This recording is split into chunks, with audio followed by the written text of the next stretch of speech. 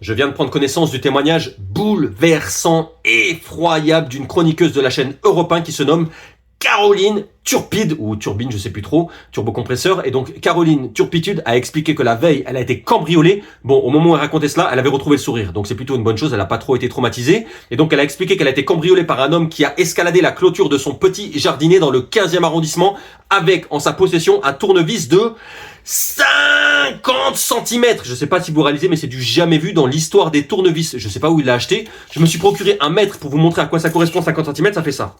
Il n'y a même pas de place dans l'écran, je crois. Et donc, ma théorie, c'est que ça devait être très compliqué d'enjamber une clôture avec un tel tournevis en poche, et ça devait même être très dangereux. Parce que si on se rate, on finit en brochette humaine.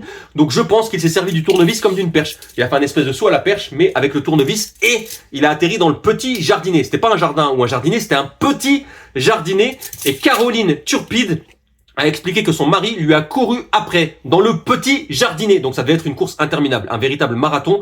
Son mari doit avoir une condition physique hors norme, exceptionnelle. Et elle a ajouté qu'ensuite il l'a agrippé par la capuche comme ça. Et Pascal Praud était vraiment impressionné par le récit. Et il a réagi et lui a dit, mais ça veut dire que votre mari, il a un certain niveau. Parce que moi, je vois quelqu'un avec un tournevis de 50 cm, je lui donne tout. Ma télévision, mes cravates, mes costumes. Alors il a pas voulu donner son intelligence, mais ça je le comprends, c'est un bien inestimable. Et donc Caroline Turpide a répondu, oui. Il a été héroïque. Donc bravo au mari de Caroline Turpide, et j'espère qu'un film et même une série seront réalisés pour raconter cette histoire au monde entier. Elle mérite d'être racontée. Et donc Pascal Praud était vraiment intrigué par le profil du cambrioleur, et il lui a dit, mais il était solide le cambrioleur. Et Caroline Turpide a répondu, il était solide, il était d'origine africaine, parce qu'en fait les personnes d'origine africaine sont solides, ça va de soi. Les personnes d'origine européenne sont à l'état liquide, les personnes d'origine américaine, ils sont à l'état gazeux, et donc c'était vraiment un monstre physique. Bon, à la fin, elle a précisé que c'était un petit jeune homme, donc ça devait être un espèce de cube. Il était vraiment trapu comme ça, un petit cube, un espèce de tank humain, parce qu'elle a ajouté ensuite qu'il y a une bagarre s'en est suivie et qu'il a tout explosé sur son passage. Donc c'est un véritable char. Donc je pense en fait ce qu'il fait, c'est qu'il cambriole.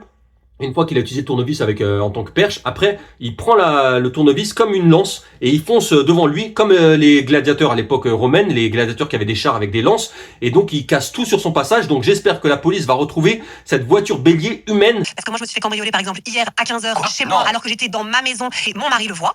Donc il lui court après dans ce qui reste d'espace de ce petit jardinet, il l'attrape par la capuche. Et il était solide le cambrioleur? Il était solide, c'était une personne d'origine africaine, et que le mec était en train de rentrer dans l'appartement avec un tournevis de 50 cm, et qu'il l'a attrapé par la capuche. Mais le mec perd sa basket, explose tout sur son passage, se barre en courant. Ce petit jeune homme repart sans aucune sanction. Marie s'est battu, donc il a été assez héroïque. La voix à tournevis de 50 cm, je fais pas le malin, moi je donne ma télévision.